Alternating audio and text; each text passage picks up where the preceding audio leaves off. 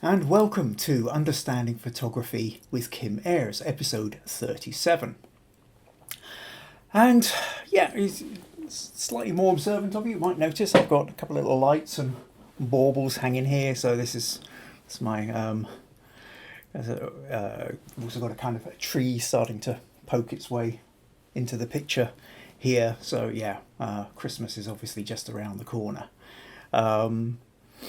Right, well, tonight I'm going to be talking about the 7 deadly sins of chocolate. It's a particular photo shoot I did where I've had quite a few people asking me over the last 8 months when I'm going to do this one. It's been one of my more popular photos. Now, if I just flip over here, minimize that, and flick over here, so you can see that. So it's this photo here, which I did for In-House Chocolate. So there was quite a lot went into doing this photo shoot. A lot of planning, really big day doing the shoot, huge amount of editing. So I'm going to talk about all the decisions that were made and some of the struggles and the ways we tripped up, and the ultimate way that it was used as well. So looking forward to talking about that.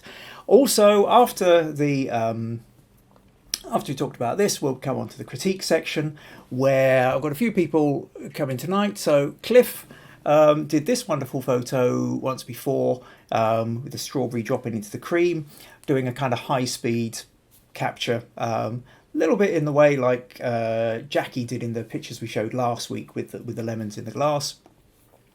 But he did the shoot quite a while ago, looking for a bit more advice on where he can go when he's going to reshoot fairly soon. VG has got this little toy bicycle. I was wondering if there's ways of photographing it to make it look more like a kind of a real one. So you've seen pictures whereby toys have been made to sort of look like they're in kind of real situations. So I'll talk a little bit about that. Sharon has been doing a little bit of bird photography. She's got a lovely big 100 to 600mm lens, I think it was. But things aren't turning out quite as sharp as they wanted, or the background's getting too busy. So she's looking for a little bit of advice there. And Lucas sent in this portrait, which is in the Understanding Photography with Kim Ayres Facebook group, has been getting quite a lot of likes and responses, but he's wanting to get a little bit of feedback on this as well. So that's pretty much where we're at. That's what we're going to be dealing with this evening. We're here live on Facebook. It is being recorded and will be up on YouTube tomorrow. So you might be watching this on the repeat, in which case, if you're on YouTube, please subscribe, click the little notification bell to make sure that you're kept up to date with future episodes as and when they appear. If you find that what you find this evening is useful, interesting, you just feel like you'd like to contribute and support these podcasts in any way, then buymeacoffee.com/Kim Ayres. It's not compulsory, but it is always appreciated. Right, okay. Coming up, buy me a coffee. Facebook comments. Yes, the other bit. Yes, here we are, live on Facebook. Comments, please leave me comments. Let me know you're here. Let me know you're you're watching this, that I'm not alone. In fact, I will take a quick look, see if we have anybody. Oh, Stacey's here. Good afternoon, Kim and Maggie. Of course, afternoon. Stacey's in Pennsylvania. Yeah, if this is your first time here, do let me know where in the world you are as well, because we have people from several different time zones, and it's always lovely to know where everybody's from. VG says, good evening, friends. VG's several hours in the opposite direction. It's 1 o'clock in the morning in India, southern India, Chennai, where VG is. Sharon says, hi, everyone. Glad you could make it, Sharon. Robert Howdy from Texas. Good to see you, Robert. Jill, good evening, everyone. Nice to see you back again, Jill. Ursula, hello from beautiful British Columbia. Yeah, hi, Ursula. Glad you could make it. And British Columbia, that's the furthest west, I think, from here. That must be, is that 8 hours behind here? In which case you're about 11:30 in the morning, I think. Yeah, something like that. Rosie, hello Kim and everyone. Hi Rosie, glad you could make it. Rosie's in Whithorn, which is about 50 miles from here. Brian. Oh, Brian's pretty close by as well. Is it Dumfries, Brian? I think so. Hi, Kim. Good to be with you and all who are viewing. Great to see the interaction between viewers. Yep. And Lucas is back. Great. Good evening. Good to see you, Lucas. We'll be chatting about your photo a bit later. And Ursa's come in and said yes. So you are at about 11:30 in the morning. So, all right. So, whilst some of you will be having afternoon coffee, some of you will be having morning coffee, and VJ will be having midnight snacks, I guess. Oh, Mayor's just come in with a good evening from Jerusalem. So, yeah, we've got a brilliant spread across the world here from 8 hours behind to 5.5 hours ahead. So 13.5 hour time differences. That's good. I like that. Cool. Right, well, I'm going to... I will keep checking in on the comments, so please do keep leaving them. If you have any questions as we go, let me know. I won't keep the questions permanently open because then I tend to get distracted and too busy sort of looking over at the feed. But I will keep checking in on them. Right, okay, so I think that's where that's our kind of beginning bit underway. Now, not liking too much the fact that I've got OBS is the software I use to do the streaming, and there's a little square which lights up at different colours. Now if it's green, that means it's a lovely strong signal, I don't have to worry about it. And if it's red, then it means that it could be dangerously close to cutting out. And this is sort of hovering between orange and red an awful lot. So I hope we're okay. If it does suddenly cut out, please stick with me, and hopefully I should sort of get back in again. Right, okay. So, welcome all. Thank you very much for joining me. So let's start off then. I'm going to talk a little bit about in-house chocolates. So, in-house chocolates is a chocolate deli in Castle Douglas, same village, small town that I live in. It's just down the road, a couple of 100 yards away, and Gillian, who set it all up and runs the place, makes the chocolates with her small dedicated team. It's a wonderful place. You step into it, you've got the cabinet, you can select all the little chocolates you want, make-up boxes, but she's also got a kind of little cafe area at the front where, or rather did at least until COVID and lockdown. But the thing is it's very quickly it became my default place for going to for hot chocolate. There's so many places. Hot chocolate is one of these things where most of the time, I don't know about you, but I'm like nearly always disappointed. You go to a cafe and it's a spoonful of chocolate powder mixed up with a bit of milk, and if you're lucky, a bit of squishy cream and a few marshmallows for an extra £1.50. And you're kind of expecting real chocolate, and you never quite get it, and you keep, well, maybe you don't, but I keep going for hot chocolates and then being terribly disappointed. But when Gillian opened up in-house chocolates, I went in there, and her chocolate, because she's out of the back, they're busy making the chocolate, so they've got the bain-maries full of melted chocolate, and when you get a hot chocolate, they go and scoop some of that melted chocolate out and pour it into the mug, and then heat up some milk and add the milk. And then you get it, but it's not stirred. And now it's up to you how much you want. If you can stick your long spoon into the mug and scoop the chocolate out the bottom, which is just mouth-wateringly amazing. Or you can, but if you do that, if you eat all the chocolate from the bottom, you end up with just fairly milky milk. Whereas if you stir it all in, you get nice chocolatey milk, but then you don't get the chocolate at the bottom. So the trick is trying to find the balance of how much chocolate you eat out of the mug, while still stirring enough in to keep the whole thing chocolate. And I tell you, it takes practice. I have had so much practice with the hot chocolate. And one of the things I found was it became my default place for taking clients. Whenever anybody would phone me up and say, oh, I'm interested in a photo shoot, blah, blah, I said, well, okay, let's meet up. And if they were at all within travelling distance of Castle Douglas, I would suggest we meet there. And then as soon as you step into the place, you're hit by that wonderful smell of chocolate. So it was automatically putting you in a good mood. I tell them about the hot chocolate, and if they really weren't into chocolate, I know there are some really weird souls, but they do exist, who aren't necessarily into chocolate. Gillian also has an amazing range of coffees as well.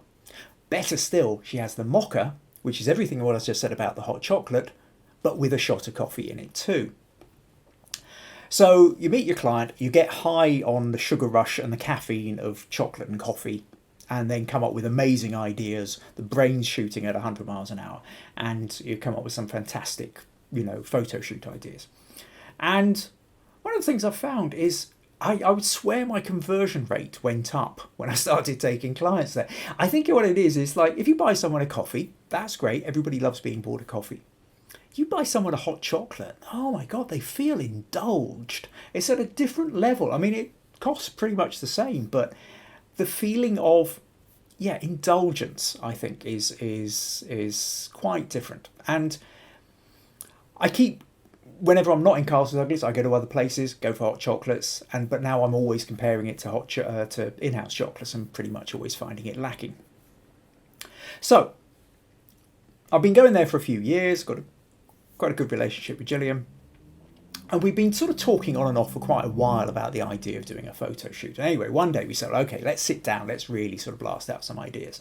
And one of the things that Gillian had really been thinking of was the idea of the 7 deadly sins of chocolate. Now, 7 deadly sins, probably most of you are aware of. If you're not, essentially, it's a kind of, sort of religious biblical reference, I think. But is it in the Bible? Actually, I'm not entirely sure it is in the Bible. But there's this notion of 7 deadly sins being pride, envy, wrath, which is anger, sloth, which is sort of laziness, greed, gluttony, lust.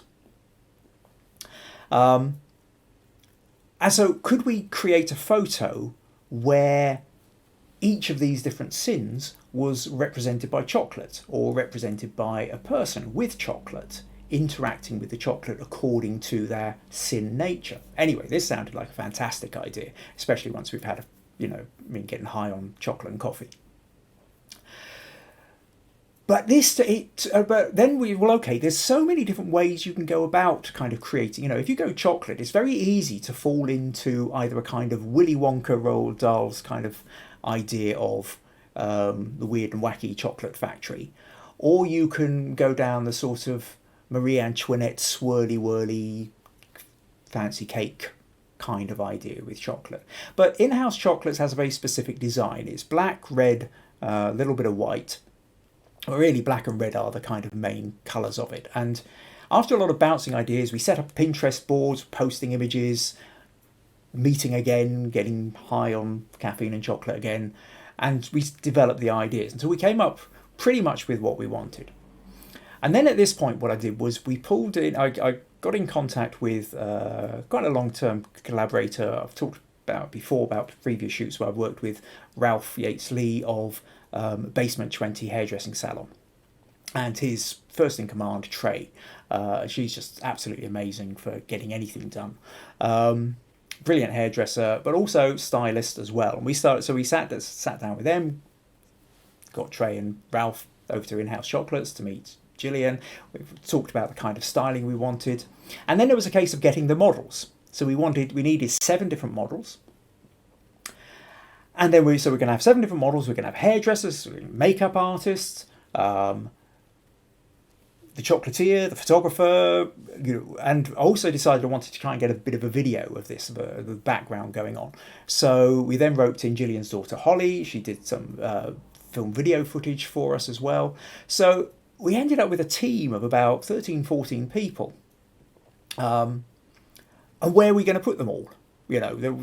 Gillian's shop wasn't big enough for this. So we hired a local village hall at Ringford, where we had the hall for the day. It's got a separate kitchen, separate bathroom, big hall. But then I didn't want to have an obvious village hall in the background, so I needed some backdrop of some kind. We just wanted a neutral sort of black boards. So one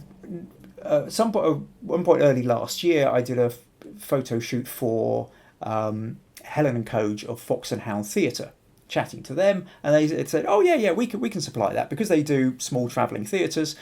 They had 4 big 8-foot by 4-foot boards painted black that we managed to use as a backdrop.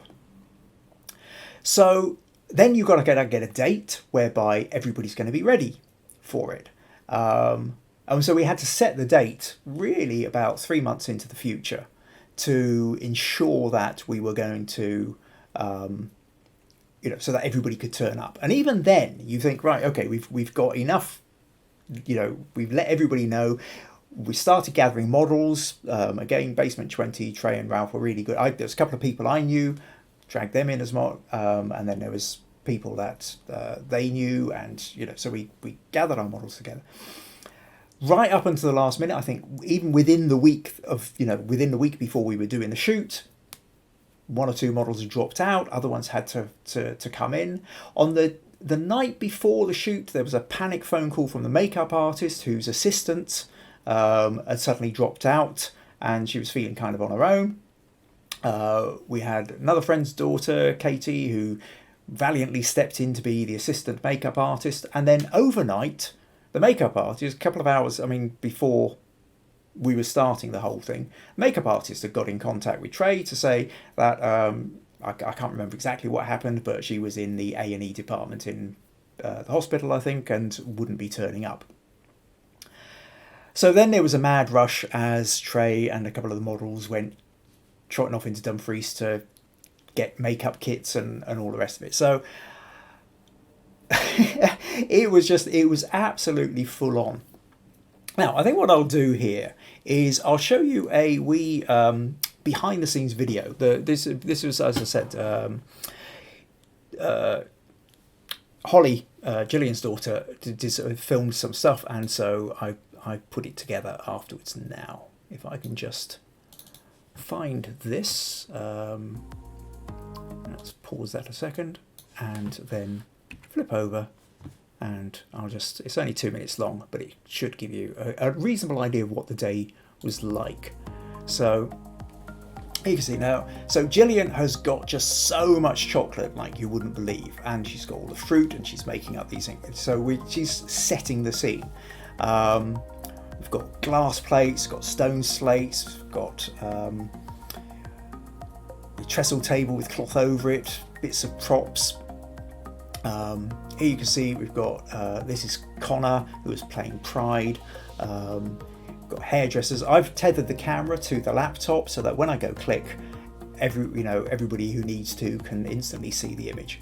I'll take you through some of the images again afterwards. Trey's busy working on Blossom there. And so we did each shoot, and then between shots we would rearrange the table.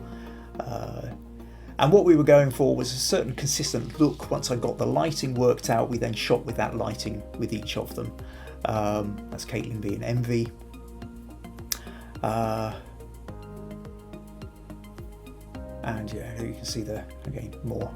And there's bits that were like, where a lamination there was lying on her back getting her hair done, all sorts of things. I had no idea what was going on in this hall until I was watching video footage afterwards. I was just sort of so busy concentrating on getting the photo done. But this is all real chocolate. And we're working with it all day long. Not allowed to touch any of it because it's the props. We've got Gluttony there. Wendy being wonderful for that. And then we needed the group shot to change the lighting a bit more. For this, and then set up and arrange everybody and rearrange them and do the shot. So there you go. That's gives you a sense of what was going on with the shoot there. Right, I will just take a quick look back at the. So I was just seeing some comments coming in. Oh, Maggie says, you thought this was about photography, didn't you? And she's got a few laughs about that. Yes, yeah, I know. It's supposed to be about photography. It is much more about chocolate. But as Maggie attests, yes, it is that grand. Right, okay, yeah. So, to go back then, so that gives you a sense of what the photo shoot was like. And to be honest, yeah, well, what also, I mean, I picked up the keys at 9:30 in the morning, I think it was, for the hall, and I dropped them back at 8:30 in the evening. So, I mean, it was a really long day. Now, the day started later because the makeup artist had dropped out and people had to rush off and get that. It wasn't probably till about 11:30 by the time we'd actually got everybody there, and then hair and makeup had to be done. In the meantime, Gillian and I have been setting up the table and the chocolates and the lighting system and rigging up all the computer stuff. What's that? Rosie said, would you please describe the lighting setup? Yeah, okay. I'll tell you what, let me go back to that video again, and I'll just find a place and pause it so that you can see. Okay, if I do, I'll just pause that there and then flip this over. So here you can kind of see the scene that we're in. Down in the lower left here, there's my laptop, and you can see the wire coming out of it. My camera's tethered to it, so when I'm taking a photo, you can see it's appearing on the screen. This is Gillian here also watching what's going on. The setup, we've got the table there with the cloth.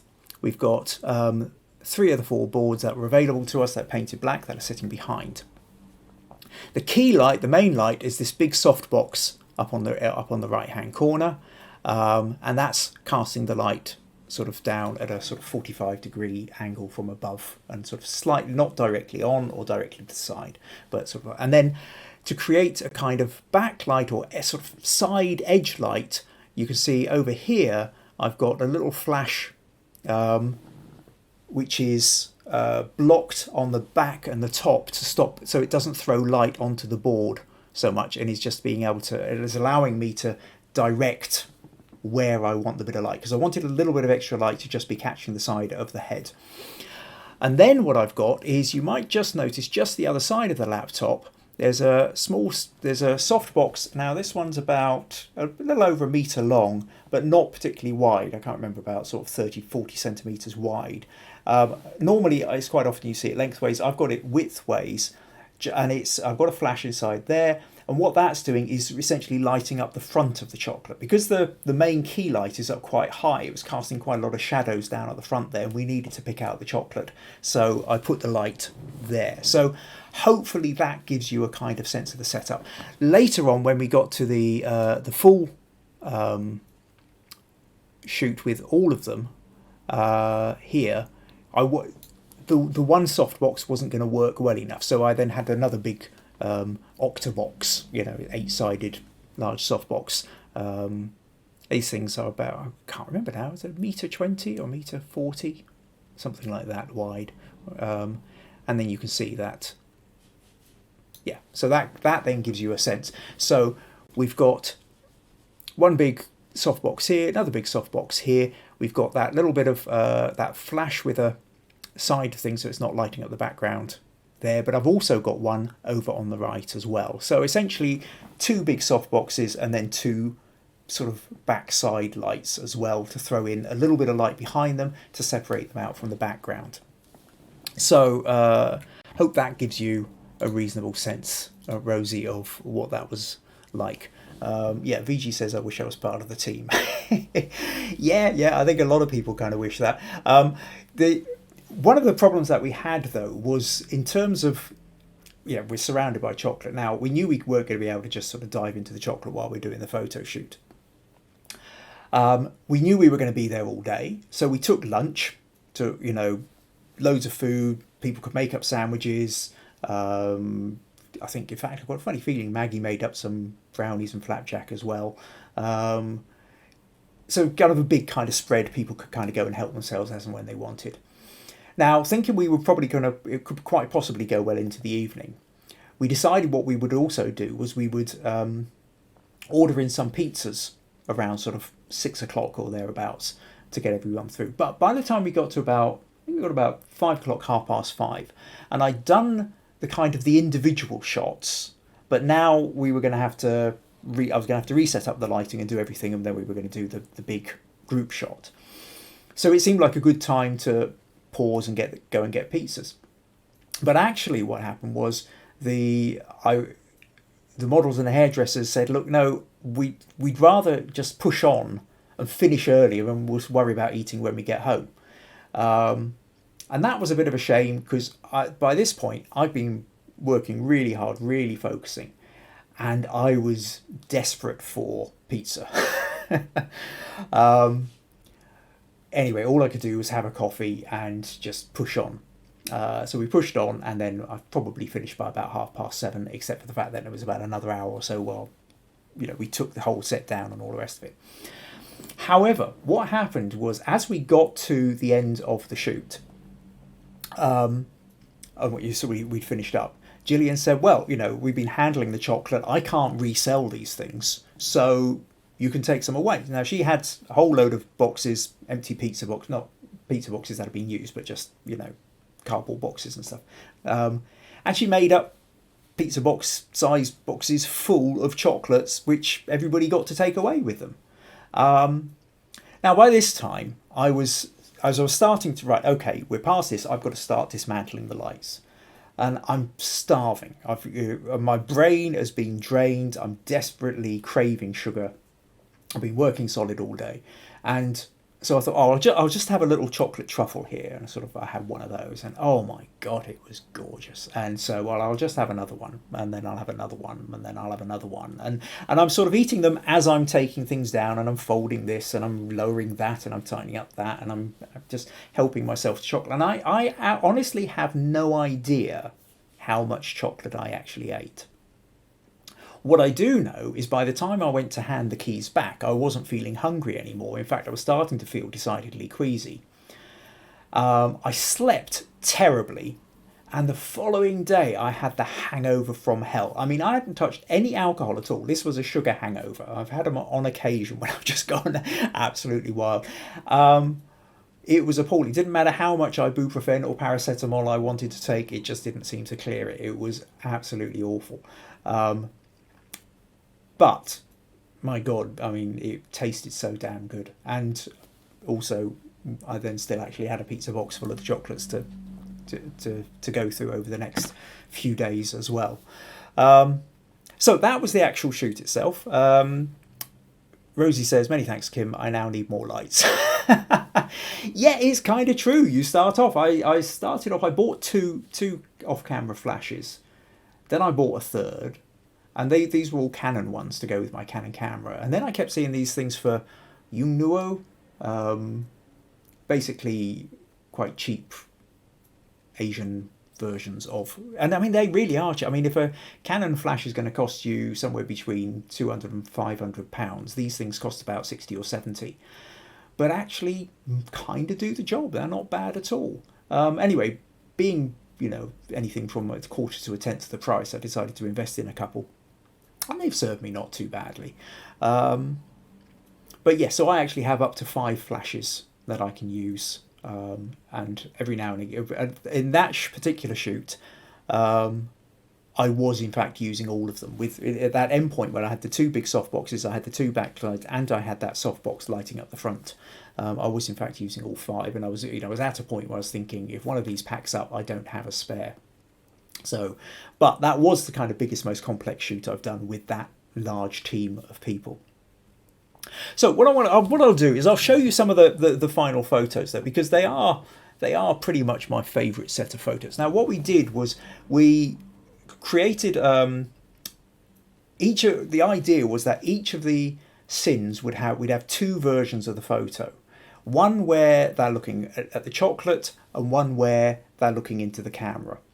And you'll have heard me talk several times before over the past podcasts, whichever ones you've watched, that there is a considerable difference in how you react to a photo where the person is looking into the lens or where the person is looking away. When they're looking away, you are much more a voyeur. You can watch what's going on. They're not aware that you're watching. When they're looking into the camera, your brain goes, oh, they're looking at me. And there's a different kind of connection you have with it. It then becomes personal.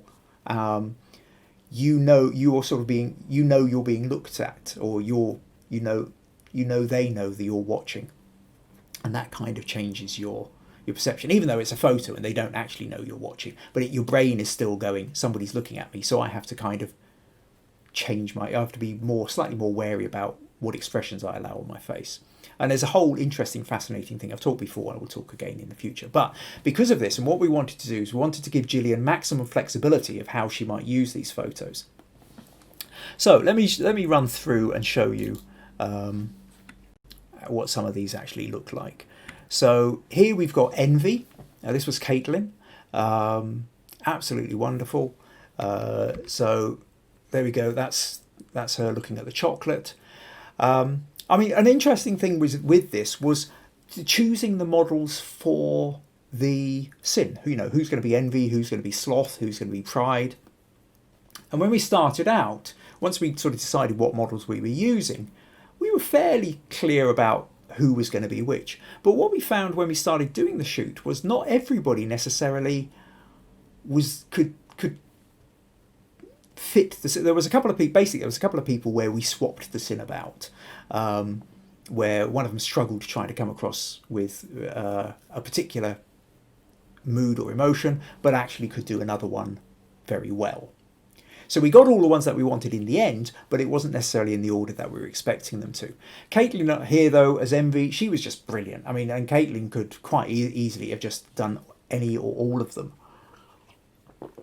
She just really managed to conjure up that sense of, there you've got that sort of, is a longing, but with a slight sneer on the face. There's a, wonderful kind of expression with that. That sort of envy, jealousy, or that one where she's got that same kind of look, but now she's looking at you with that kind of, if this is your chocolate, I want it, you shouldn't have it, that very kind of negative, jealous kind of look. Now, she was in fact wearing a black dress at the time, and in Photoshop afterwards, I gave it a slight green tinge to sort of add to that notion of envy with it. I mean, it is one of those things with models, is you tend to think of models as being, it's about, do they look the part? But it isn't, it's how they project. And not everybody, there's plenty of people out there who think they could model because they've got, they look like a model. But they can't do it. They can't do it because they can't conjure up and project the emotion that they need to. It's like acting. A lot of the modelling is acting.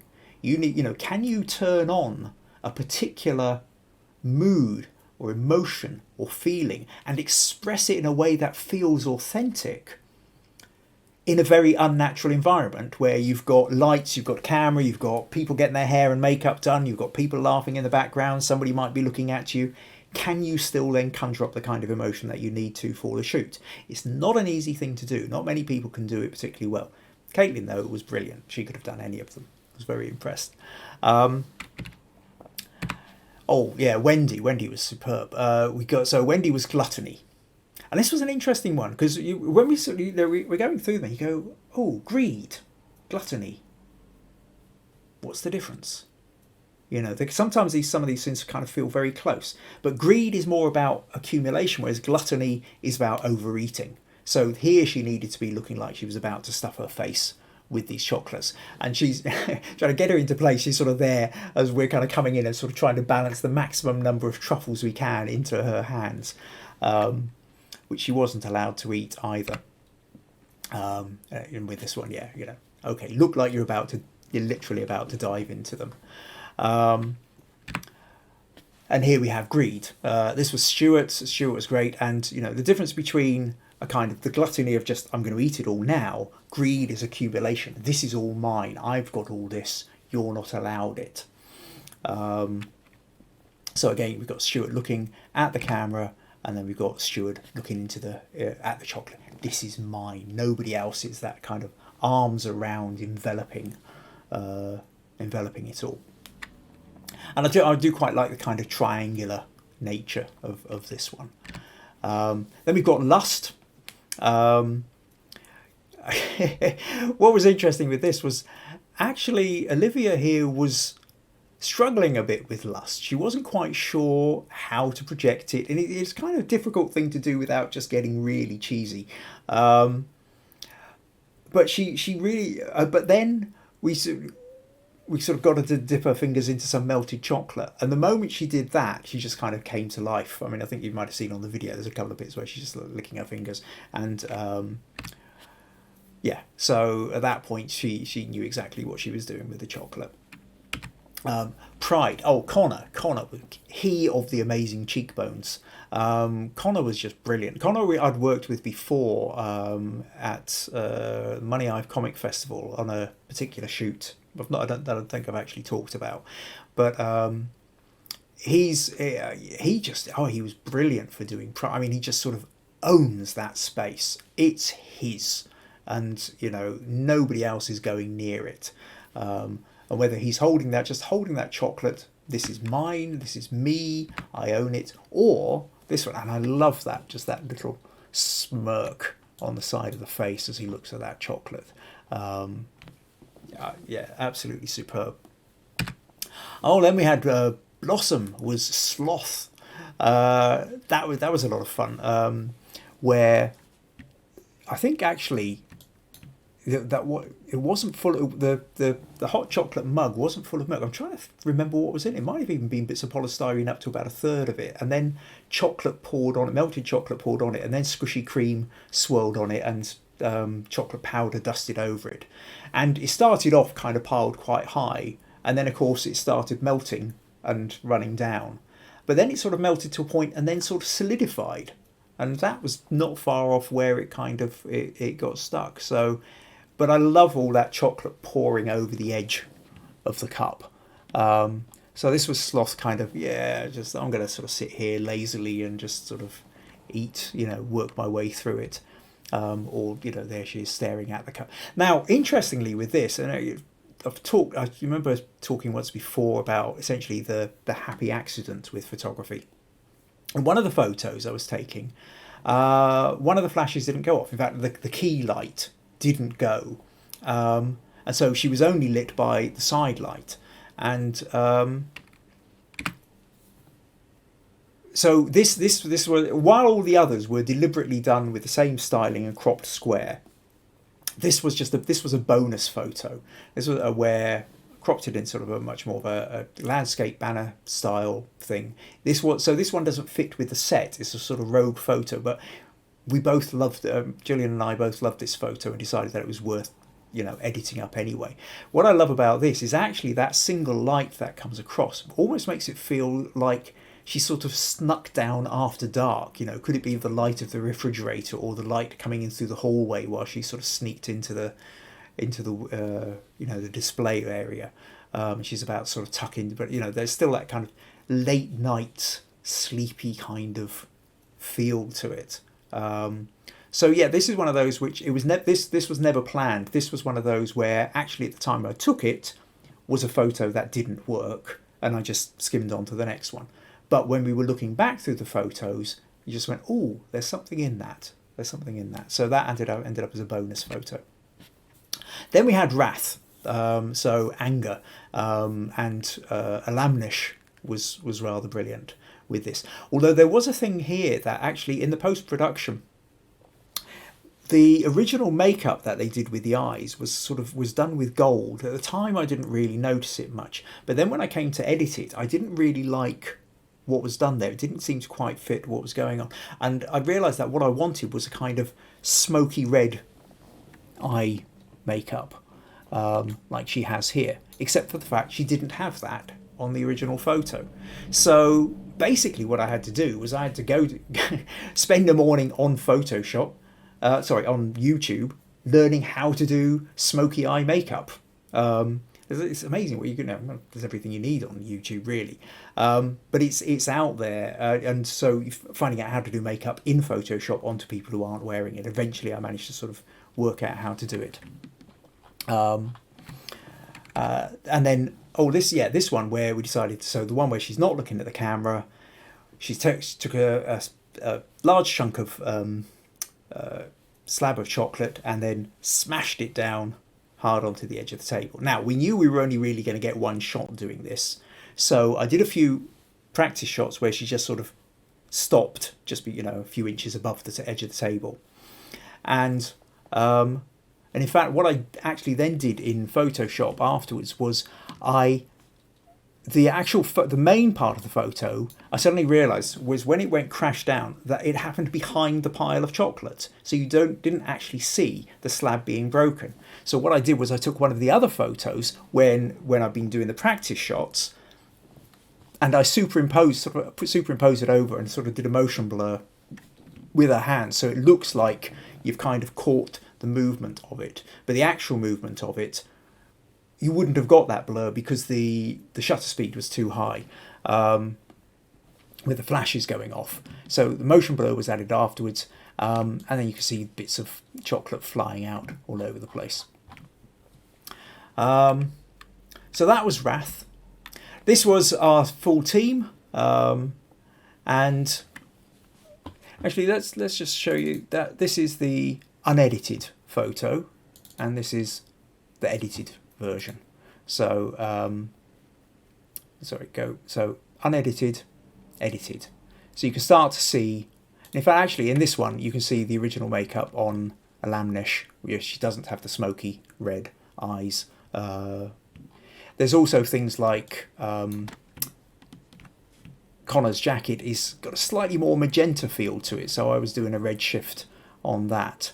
As you can see, Envy has got, Caitlin's got a green dress here, but then originally it was black.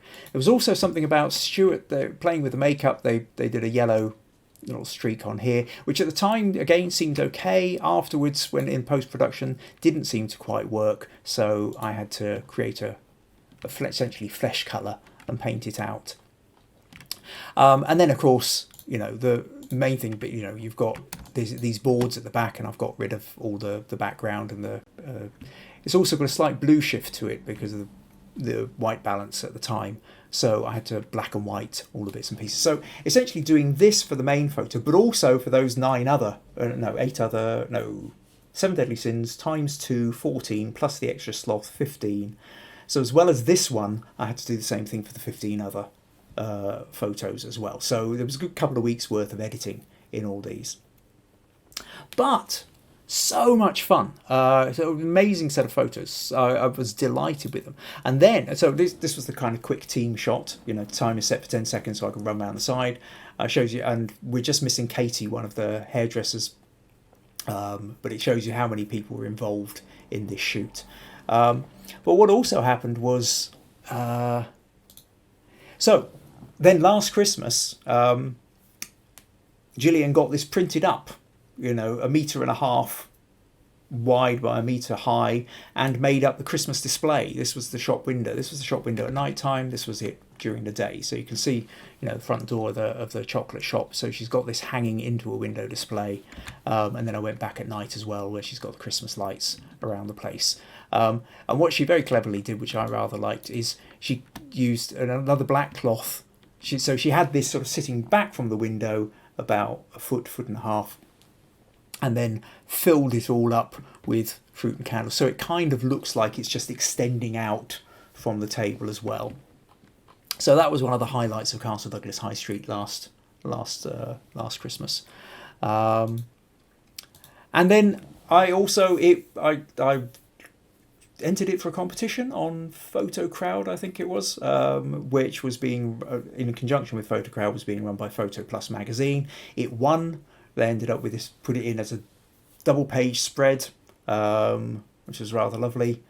And in fact, I won a rather nice camera bag with that one. Manfrotto thing for sticking camera, lenses, all sorts of bits and pieces in. So yeah, that was all in all a very positive shoot, and it's still one of my favourite shoots. It's still one of the favourites that other people, and like I say, over the last few months I have had a few people kind of badgering me every now and again saying, when are you going to do the in-house chocolates shoot? So there you go, now you know what this one was all about. I'm and one of the toughest things of COVID on a completely selfish personal level is I hate not being able to go down there for a hot chocolate. I hate not being able to meet up with people for a hot chocolate. This is the kind of lockdown blues kind of feel, because it has been such an important part of my social life, but also my photography life. Like I say, it's a place where I meet clients. It's a place where if we've got ideas to discuss, we go there to discuss them. The chocolate is fantastic. The hot chocolate is fantastic. So yeah. Anyway, so I thought I'd save that up, wait till we were nearly at Christmas and show you that. So hope you found that interesting. Let's just see if we've got a couple more comments. Let's see what else have we got here. So okay, Rosie said thanks. Now I need more lights. We talked about that. So she's got 2 flash units for a Nikon, but haven't worked out how to link them. Just about to set up my lighting set in the brewery so I can practice. Well, that's it. It's practice. Keep practicing. Eventually you'll figure it out. Stacey, do you need an expensive softbox? No. I mean, depends what you call expensive. You can make soft boxes if you're so inclined. The main thing is what you're talking about with a soft box is you're putting a piece of material that between the lens and the subject. And that material needs to be thin enough for the light to pass through it, but thick enough for it to not just go through it as though it was like transparent, but that when it hits the material, it diffuses across the material, so it spreads across the whole material. And then that way what happens is your light source goes from being that big of your flash to being as big as whatever size softbox you've got. What that does then is it creates softer shadows, which tend to be more pleasing under most circumstances. You can create a softbox effect out in bright sunlight by getting a sheet. I'm sure I was talking to somebody about this a couple of months back. But basically the idea of, I can't remember who it was now, but somebody was talking about doing, I think it was maybe food shots and what have you outside.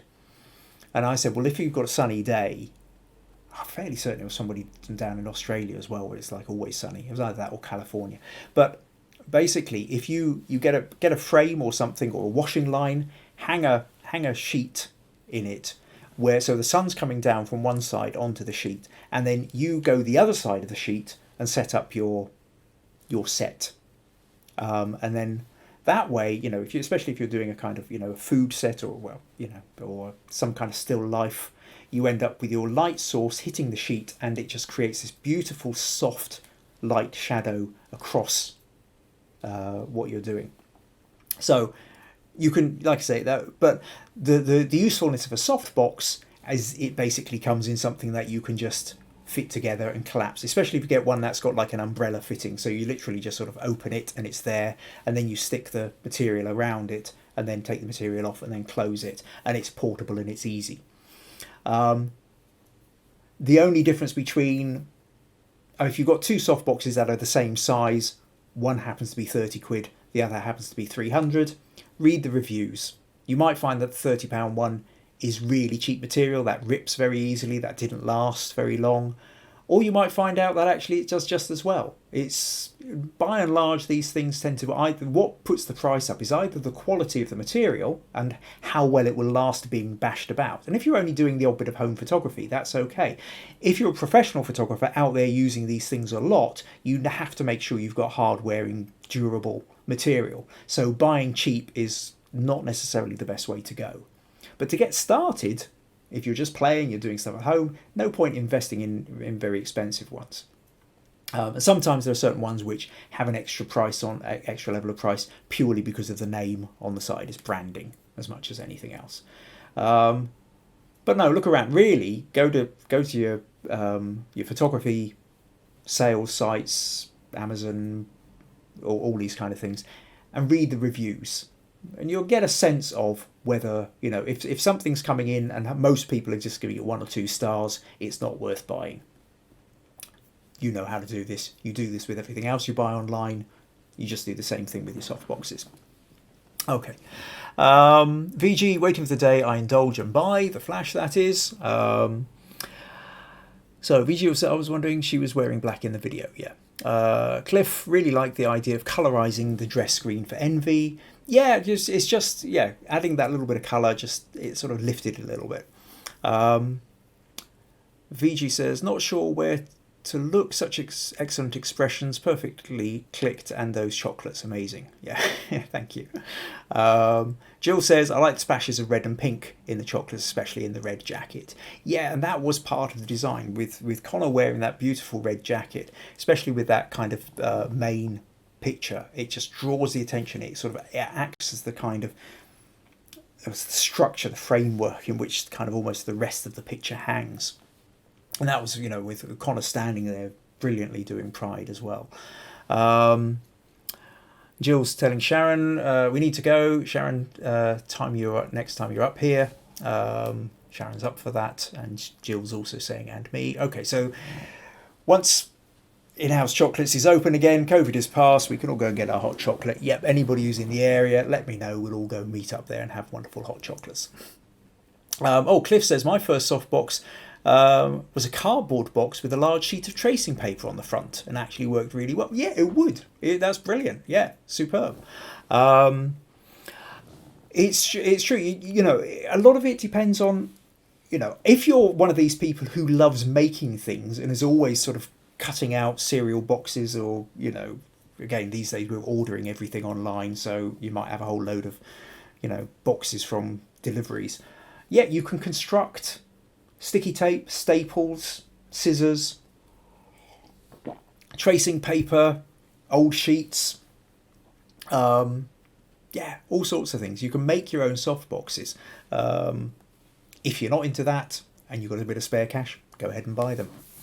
So entirely up to you. So that was the shoot. A lot of fun. Like I say, yeah, if anybody's in the area again once we're past COVID, let me know. I'll happily take you into In-House Chocolates for a hot chocolate. Desperately looking forward to it. So now we're going to move on to the critique section. Meanwhile, if you found that interesting, if you find the critique section interesting and you would like to contribute, help these podcasts, then buymeacoffee.com/Kim Ayres. If you're wanting to watch any of the back episodes, this is episode 37. We actually have another 36 in the past. Up here, youtube.com/Kim Ayres, you will find them. The other thing is blogspot, kimayres.blogspot.com. That's where I have a weekly blog goes up. So also all the videos are sitting in my weekly blogs. And usually, and also I usually have a piece of writing that goes with them, which sometimes is about these podcasts, sometimes it's about something which is inspired and I've gone off on a tangent.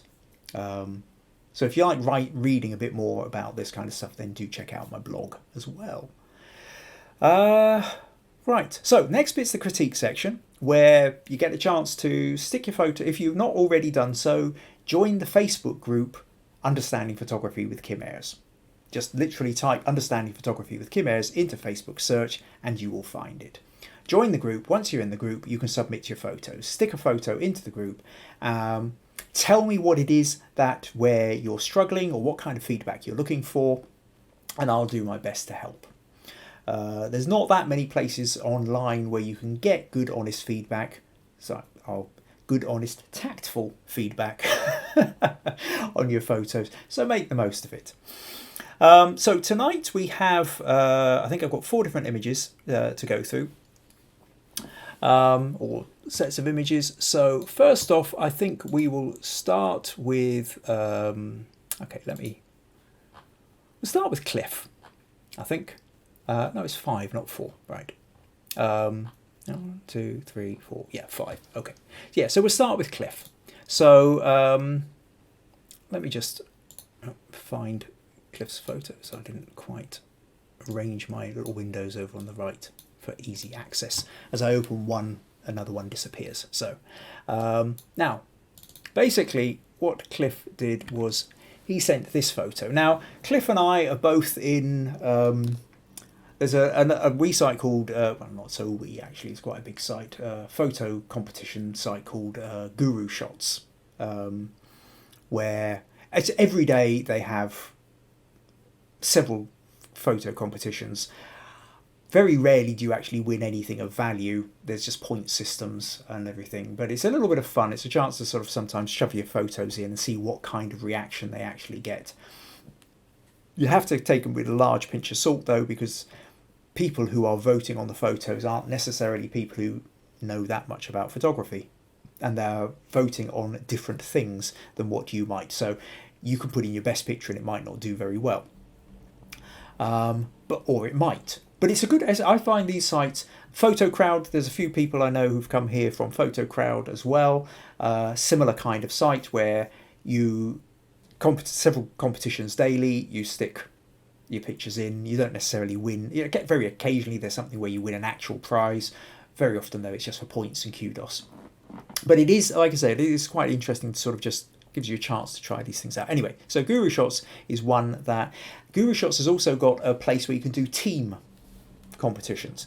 So there are different teams kicking about, and Cliff and I both happen to be in the same team, which is where we kind of got chatting, and Cliff came over and started getting involved with these podcasts too. Now, this particular one of Cliff's, the strawberry with the cream on the spoon, is one of those that always does really well. If as long as you've got the right, if the competition is called a splash of red, or red and white, or fruit, or colourful, or edible, or something like that, Cliff puts this one in, and it nearly always gets a pretty high score. And it's a lovely photo. So I was quite surprised when he sent it to me for critique. But really, so Cliff started off and said this was his first project I attempted with a DSLR, and borrowed an off-camera light with a beauty dish superglued to it. Superglued? The light, off-camera light, was superglued to the beauty dish? Yeah, that sounds like a terrible story, which you're going to have to tell me at some point what that was about. The light wasn't as fast as the speed light should have been. The splashes are not as crisp as I would like them. Anyway, basically he goes on and gives me a whole load of excuses as to why it didn't work as well as he wanted, but then spent quite a bit of time cleaning it up in Photoshop. And in fact, actually what he did also do was he sent the original as well. So you can see in the original here, there's a lot more in the way of blurred splashes in the background. The background is also slightly lighter, sort of slightly more kind of orangey pink rather than the deeper red that he's turned it. So he's cleaned up the image quite a bit from that to that.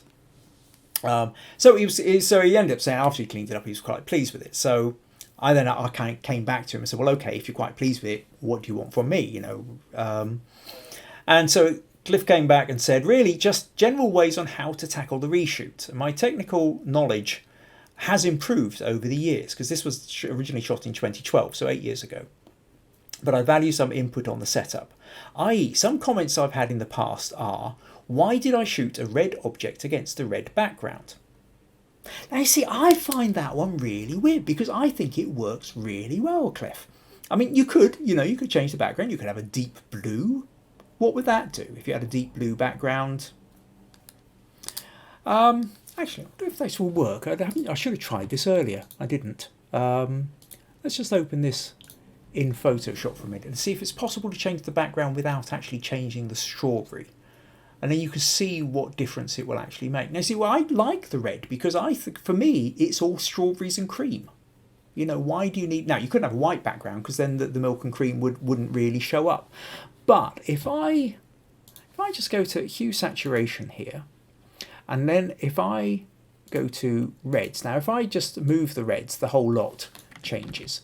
But if I really lucky here and I use the little selection tool and select that red and then drag that, but narrow this down a bit, can I just get the... Or the other thing to do, we'll just do this very roughly, then I will mask... Oh, what happened there? Oh, I just deleted the wrong layer. Right, yes. Hit the wrong button. We'll just mask that. So we'll have the original strawberry here. This is going to look a bit odd because I'm not doing it completely. Okay, let's just... It's very rough, but it will give us an idea. So now you can see what it would look like if it was against an orange background. And we'll just move the slider along. So yellow, green, yeah, blue. But then even within the blue, you can darken it or lighten it. You can boost the saturation or make it pale. So there's a lot of options you could have: blue, very dark blue, pinks, purples. But you go through, and to be honest, I think I was quite happy with the red it started off with. It's a strange one. I mean, no, but you pay your money, you take your choice, as they say. I think that's kind of up to you, really, Cliff. It's really what you're after, It depends what you want. Don't get too hung up on whether somebody else might have decided they would have done it with a green background. Well, then fine, let them go and shoot it with a green background. If you want to do it with a red background, you do it with a red background. You choose the colours that you're happiest with. Now, if you had a black background, that would really neutralise it, and your eye would just get drawn completely into the white and the red. If you were using a different colour for the cream or the liquid, and you had a completely white background, it would do a similar thing. But if you remember Jackie's photos last week from where she was dropping the lemons, there was a black option and a white option, and both of them have a slightly different mood to them. So I really think backgrounds is one of these things you want to play with, Cliff. Try different things out. Go with your instinct to start with. What you think feels right, and then make adjustments. See if it may, have some other options. Have the red card, but have a yellow card and a green card and a blue card, and just try out different options. Very quickly, you'll get a sense of what you think works for you or doesn't. Next thing he says, and another criticism. And who would drop a strawberry onto a spoon? It's just not realistic. Oh. What's realism got to do with it? You're not a documentary photographer. Those kind of comments, they just make me cringe. I think I can... Okay, that's probably unfair, to be honest. That's unfair. People who are saying those comments is because that's where their head is. They're not seeing it in the way you're seeing it. And that's okay, but that means they can go and do their own photo. And they'll do it their way, which is true and right, and as it should be. They shouldn't have to do photos the way you would do them, but you don't have to do photos the way they would do them either. So, no, I like that. I mean, I get it straight away. I mean, strawberries and cream is Wimbledon, isn't it? It's summers in Britain. Classic, so a spoon for the cream, you drop it. Yeah, of course, you're never going to sort of literally drop a strawberry in it, but it's a story, it's a mood, it's a feeling. So what else have you said? I think the composition is something that has to be decided after the splash has been created. I think you're right there, because at the point you go click, or really, if you can, you want to be doing a high-speed burst and get a high-speed sync with your flash. So you can go, whatever. Sound effects are terrible, I apologise. But you need to be able to go fast however fast your clicks will be, whether you've got a camera that does 3 shots per second or you've got a camera that does 16 shots per second. Try and maximize the number you can, that whatever the flash. Some flashes will have a high speed sync, so you can do a quick burst, then you have to leave it for a bit. But it does mean that you will get it at several stages, and then you can pick the best one of the set rather than just, oh, I missed it, oh, I missed it, oh, I missed it. Trying to get the timing for dropping anything is a nightmare. So and then depending on how the splash goes, is going to decide on how you do the crop. So your next bit where you say, so should I try and shoot wider and crop the image? Absolutely. You see, the reality is, Cliff, you already know what you need to do here. All I'm doing is, I suppose, validating your own, yes, shoot wide, because unless you are going to be blowing this picture up to, this poster size, and you need every single available pixel that you've got, it depends on your DSLR. I mean, how many megapixels is it? How good is the quality of it? But most DSLRs these days, you can easily blow them A4, A3, A2. You've got room to crop in a bit and still be able to blow it up pretty large. What's more important than shooting it a little bit too wide and cropping in, is you've got to get your shutter speed right, and you've got to get your aperture right, and really, well, your ISO as well. You want the ISO as high as you can, or as low as you can get it. You want a 100 ISO if you can, 200 ISO if not possible. You only really want to go 400 ISO if you can't get you're not getting the light you want in any other way. Your aperture, if you're dropping fruit, you've got to be focused on pinpoint in the right place. Put markers out of sight down below, so if somebody's holding a spoon, they're holding it above exactly the right place. Adjust your focus onto, put the spoon where it's going to be, adjust your focus onto the spoon, and then flick the autofocus over to manual so that it doesn't automatically refocus every time you try and drop something. Now you know where this is. When you drop it exactly on that plane and it will be in focus. You need it focused enough so that it's not just the middle but of it that's focused and the front is blurred. So you need a bit of aperture to give you a bit of depth of focus. And again, that will depend a bit on the lens that you've got. And then it's all about shutter speed. And you're really going for as high a shutter speed as you possibly can so you can catch as many of these drips and splashes as sharp as you possibly can. But then you kind of know this already. So that's kind of what you do. So I think you already know it, Cliff. Don't get hung up on other people's ideas of what they feel you should be doing. You are pursuing an idea. You've got an idea that you're after. You go for it. So yes, shoot wide, crop the image. So hopefully, I don't think I've really told you anything you don't already know, but hopefully that gives you a little bit more confidence to go in. Go in and play. Have fun. Set aside your few hours. Have your tray. Have your big plastic sheet underneath to catch all the splashes. Play around with the viscosity, the thickness of the liquid as well. Are you using cream? Are you using water and flour? Do you want to thicken up the liquid a bit with corn flour as well, so there's got more of a gloop and bigger? Or are you wanting to put little bits of food colouring in? There's so many different options and ways you can play with this. It's one of those things that I've always kind of wanted to have a go at, but never quite got round to doing. But yeah, and also actually with the light, try to avoid a hard light. You do want to have the softbox or your tracing paper over your cardboard, because you've got to be careful that something like the highlight on the strawberry isn't just burning out with that, or the highlights on the cream for that matter either.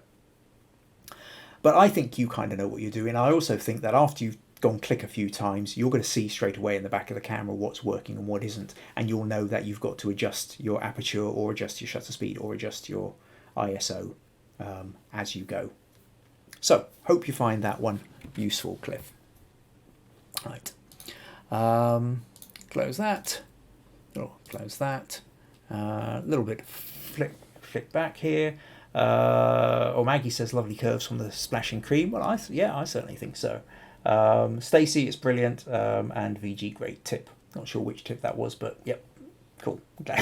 Glad it was a good tip. Right, okay. Excuse me. Right. Oh, Robert's come in with, I really like the photo. Even the unedited shot looks good. You could add back some of the blurry splashes in for the effect of depth. Well, that's true in a kind of bokeh kind of way. If you've got a fairly shallow kind of stuff, some of the slightly out of focus ones that have splashed off behind or in front could give you that sense of depth. A little bit depends on how much you're wanting it to sort of appear on that plane. Because another way, of course, of doing it is to have it sort of pointed, the spoon pointing sort of almost into the camera. Obviously, then you've got to worry about a hand holding it, but maybe at a sort of 45-degree angle or something, just, if you wanted to sort of get depth that way. By and large, though, one of the things you're up against is because you are shooting things at high speed, you're not getting as much light in. Because you're not getting as much light in, you tend to compensate by going for a wider aperture. A wider aperture, in turn, means you don't have as much depth of field, depth of focus. So trying to go for something that's too deep that way, it probably isn't going to work. So you probably are better off mostly having it on the sort of horizontal or parallel to the camera. Right, okay, so next up, VG. So VG sent a couple of photos across. Try taking these photos today. So it's this one and this one. So it looks like, whilst it looks like a bike, if I zoom, it looks like there's a little clock on the front wheel. Is that right? Is that kind of part of the gimmick of it? And VG says, it's a segment on miniature photography. I was curious. In this type of photography, I've seen photographers using the miniature models like realistic ones. In my case, the bicycle does look like a toy. Is there a way to make it appear like a real one while editing? Okay. Now, a couple of things here that really come to. First of all, is the fact is it's clearly not a real bike. It is a toy. It is an ornament, especially with the clock on the front. It's a fun kind of thing to have on your shelf or whatever, but it's I don't think anybody's ever going to mistake it for a real bike. But what you can do, or what some people do, is it's like there are some people out there who spend their lives creating photos from Lego models, little dolls' houses or little figurines, and basically what you can do is you can create scenes using models. You create dioramas, and you can build sets, and you can create. So if instead of thinking of it trying to literally look like a kind of real life thing, you think of it as build a set around it, much like you were going to say you were going to do an animation, like a children's movie or something like that. What would it look like? You have your bike. Do you have a figure that would go on the bike? And then where would the bike be? Maybe outside you can find a little gravel path or some sand or some grass, or and could you find other models and props and things to create a scene which then has the bike within it?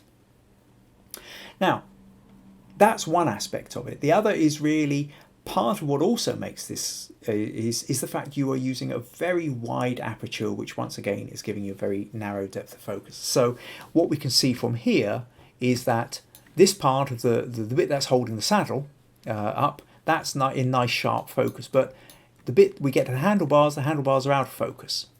Now, the handlebars are only turned slightly away. The handlebars are only a few millimeters, half a centimeter further back than the saddle is. So how come the saddle's in sharp focus but the handlebars aren't? And that's because you must be using a wide aperture. Now, if I go over and you sent me the high resolution files, so I can take a quick look.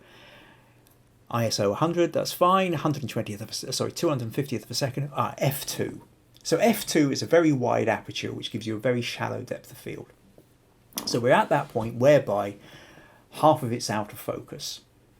Now, that's in a way what kind of makes it look even more like a toy.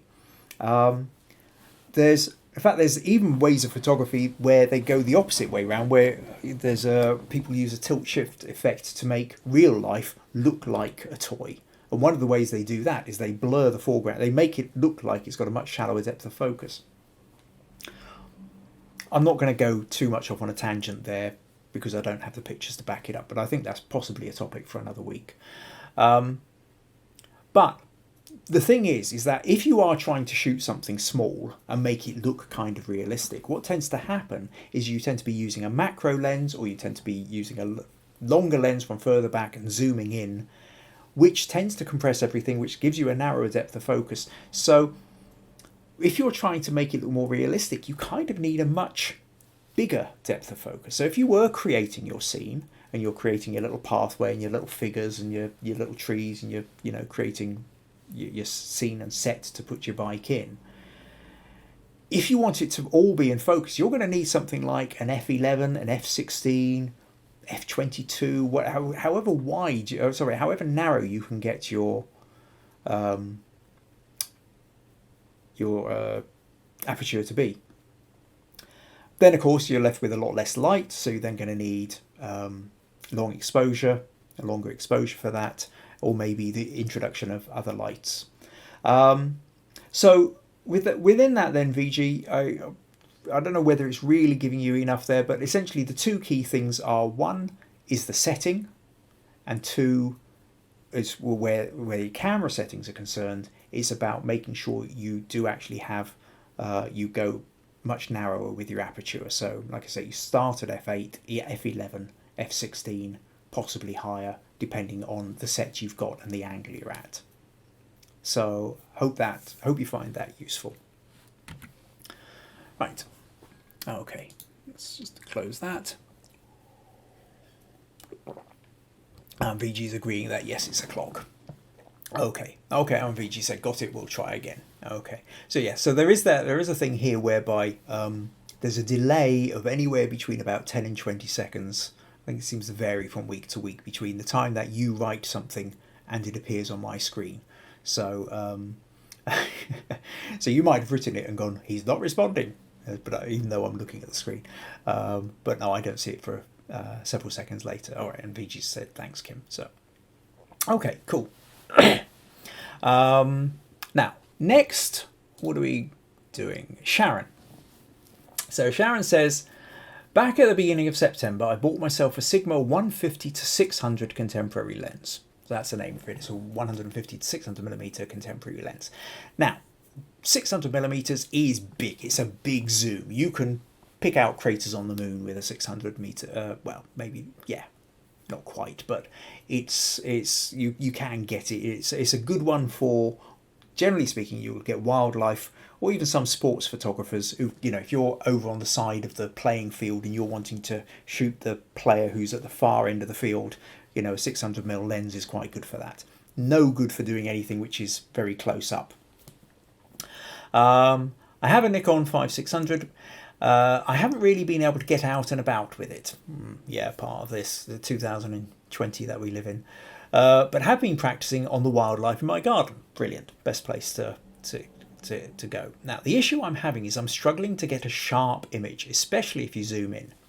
So, okay, let's pull up one or two of your photos here. And again, no, did you send me the high resolution? I don't think you did. No, so I'm running off the... Okay, so let's flip over. So this is one. Now, this is a Facebook image taken from Facebook, so that's not going to help much either. So I can't really tell as I zoom in. It looks like the head's kind of in focus, but the whole lot, although it does look like the foreground's. Or possibly what's happened is that branch looks quite sharp, but other bits behind don't. So sometimes you have a problem when something's quite far away with what bit are you actually focusing on. And a bit like VG's bike just now, you focus on the saddle but the handlebars are out, and it doesn't take much. The more you're zoomed in, even with a fairly narrow aperture, the less your depth of focus, the more quickly you will fall out of focus, just slightly ahead or slightly behind the subject you're trying to take it. So first of all, there's a point of trying to be as accurate as you can with the focus. That's extraordinarily difficult if birds are moving around. This is why wildlife photography is a nightmare. I don't do it. I don't have the patience for it. Huge respect for those who do. Mainly because I don't. I just, like I say, just not the patience. Okay, and then this one, we've got a magpie. So what else do you say? You say, struggling to get a sharp image, especially if you zoom in. Any helpful advice appreciated. The pictures attached are of a young crow and a magpie. I love the colours on the magpie, just a dreadful background. Yeah, beautiful. You're right. I mean, there's some fantastic blues on that magpie. And I love the iridescent purpley blues here on the tail as well. Okay, so you've got a bird feeder in your garden. Birds landing. You're taking the photos. So what can you do then to improve the quality of your bird photos? Now, the background is one of these things whereby that's kind of the background you've got. If you could go for as wide an aperture as you can and hope that the background blurs out. But it looks like with this, you might already be fairly doing that, but the background isn't far enough to blur out enough. The other problem is, of course, if you go for the wide aperture that you might find that with this, the tip of the wing was in focus, but actually the head wasn't. It's not giving you kind of want a narrower aperture. So if at all possible, you want to be going again for like an f8, an f11, f13, something like that will give you a little bit more leeway as to what's in focus. But your background problem, for that, I would say really change your garden or adjust where you're taking your photos from or what's likely to be in the background. Can you hang something over the hedge in the background where, essentially create a background? You put a sheet there of some kind, or some kind of neutral, shed wall or something, or you change the angle of where you're at so that what's behind. It's easier to change the background manually than it is to try and do it in Photoshop most of the time. What you've got to remember with wildlife photography is most wildlife photography is a complete setup. So when you see these incredible photos of the osprey coming down and just grabbing the fish out of the water and it's starting to swoop away, and you go, my God, how did they get that? I mean, if I saw an osprey coming in, by the time I got the camera ready, it would already be gone. And that's because they don't wait for it to come and then get their camera ready. They're usually, quite often, those particular ones are completely set up. They've got trained ospreys. It'll be a wildlife, wildfowl centre, bird of prey centre rather. They have a pond. They've got fish in it. Somebody might have even been throwing a fish for the osprey to catch, and then they have specific places where they line the photographers up, and then the photographers pay a chunk of money to go and stand in that spot while somebody else throws the fish for the osprey to catch. These kind of things happen all the time. I see picture after picture after picture where people get massive praise and huge kudos and win awards and lots of prizes and competitions for photos which have been set up for them. Now, that's not to say that it isn't a brilliant experience. And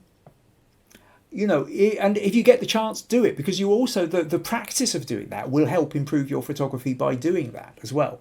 But understand it's an illusion that pretty much everybody who's got these amazing, fantastic wildlife photos, unless they are one of these top wildlife photographers, chances are there's a lot of smoke and mirrors. There's a lot of trickery.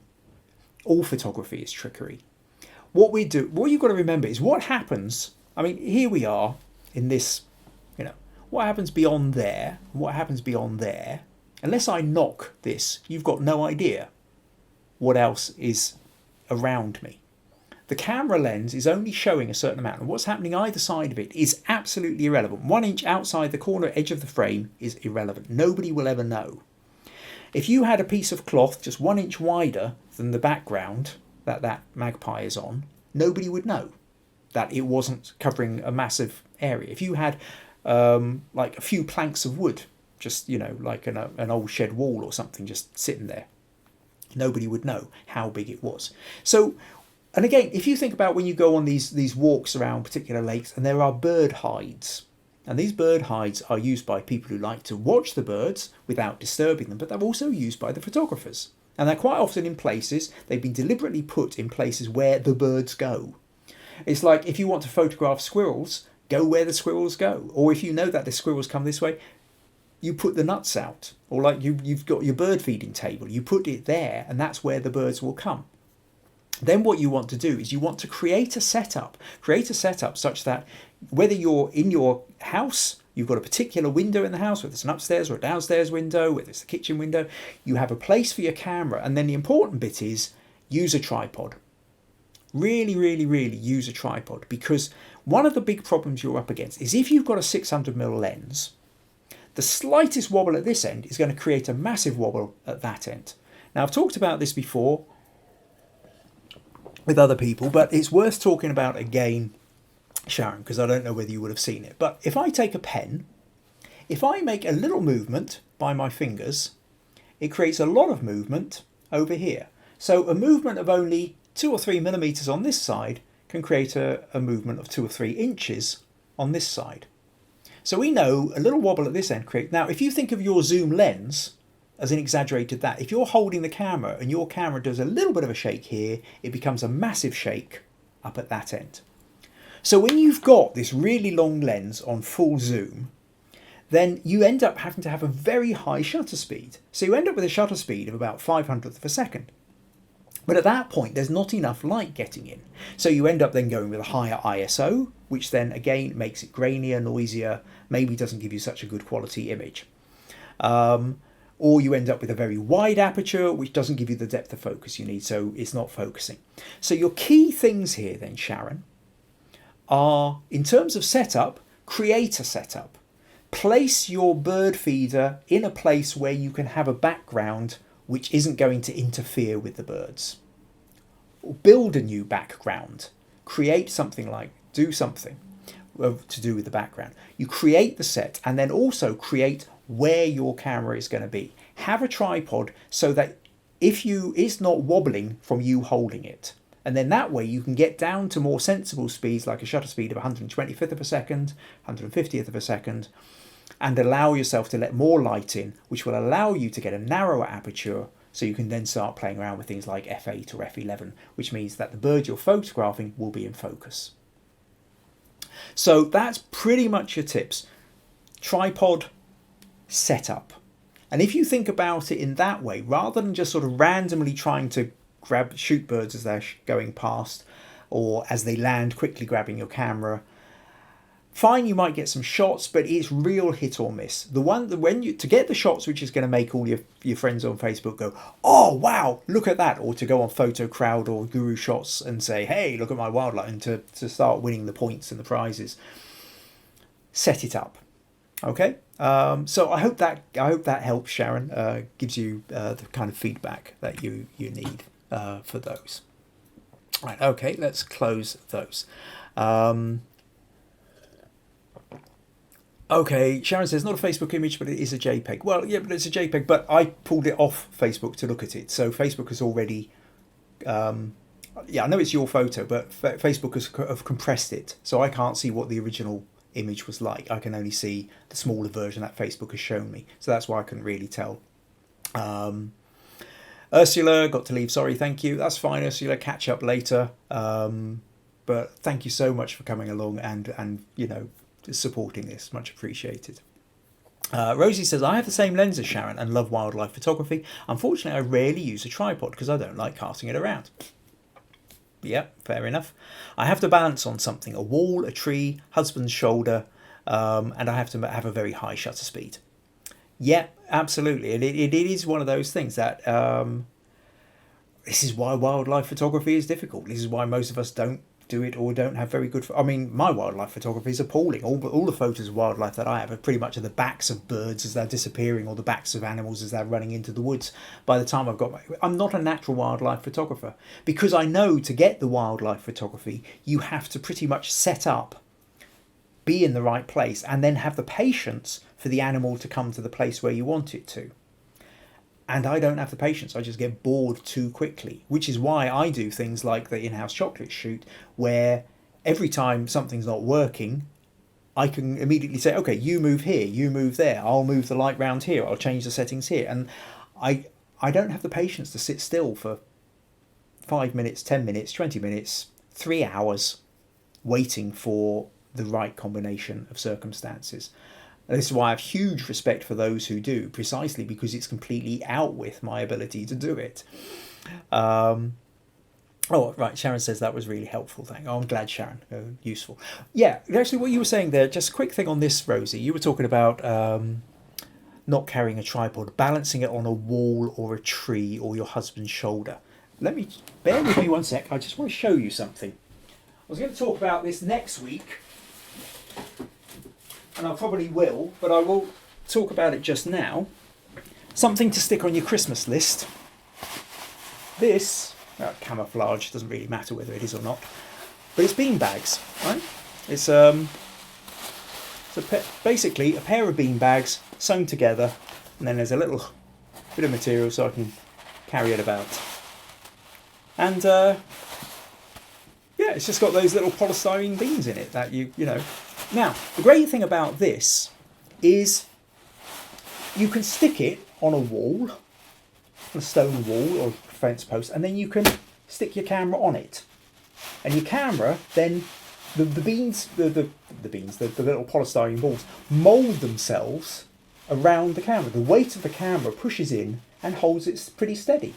It's just, it's brilliant. And it's so much lighter than a tripod, and you know, you can hook it onto your belt or over your shoulders, or just the camera lens itself, or you know. But it's great. So that's something to invest in then. Have a these, or if for those of you who like making, make one. Get yourself a nice kind of sturdy material, but not so sturdy that it's you know, not thick leather or something like that, but a nice, you know, some kind of good thick cotton or something, and fill it with these little polystyrene balls that you get for bean bags, and yeah, that will solve an awful lot of your problems. And then that way, you know, stone walls, fences, or fence posts, you know, rocks, and you then don't have to worry about scratching the camera at the same time. So yeah, definitely invest in one of these. And I'm going to talk a little bit about this. I'll repeat that again next week for next week's thing. Okay. Oh, Rosie. Oh no, a couple more here. Oh right. Sharon says, yeah, helpful. Robert says the lack of patience may be the coffee.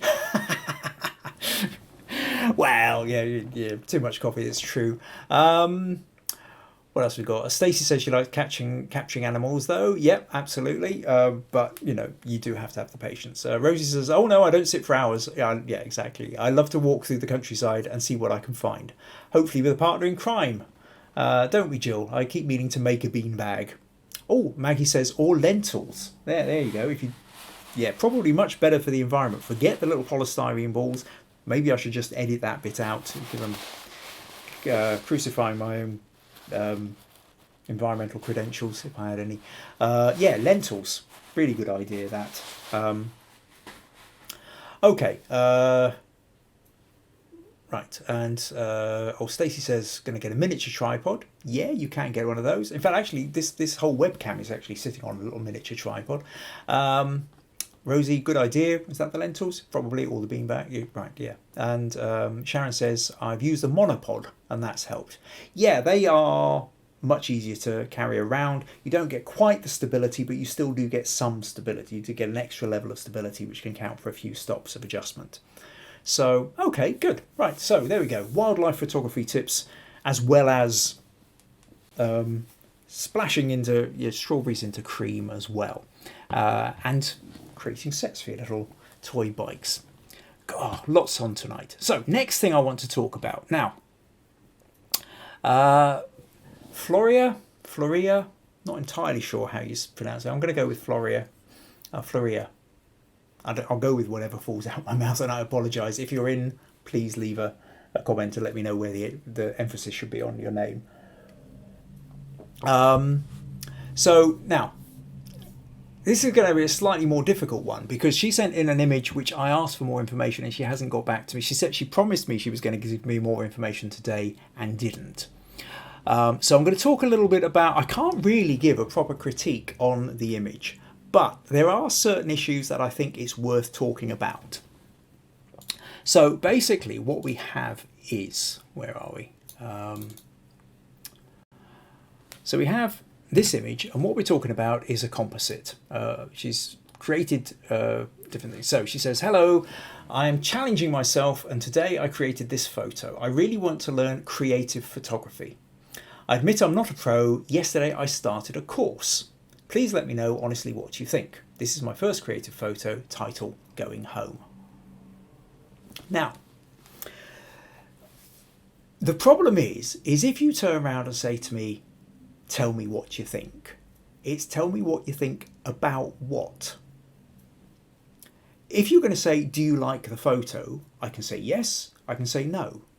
But that doesn't actually tell you anything useful.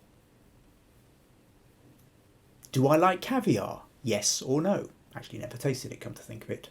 Some people swear by it, it's very expensive. Other people say, salty fish eggs. Do I like broccoli? Can't stand the stuff. Wife loves it. Is the broccoli inherently good or bad? Depends whether you like broccoli or not.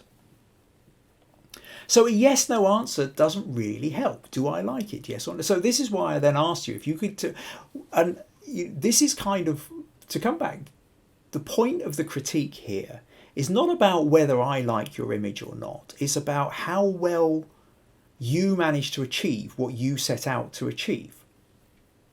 There's a really important point here. It feels like a bit of a tangent, but it's not. It's kind of actually at the heart of creative photography. And creative photography doesn't necessarily mean cutting out bits and composite, putting stuff together. It means photographing with a purpose. You are creating a photo. What it comes down to is, for any creative, whatever kind of, and let's use the word artist or creative, is you are setting out, you have a vision, you're setting out to create something.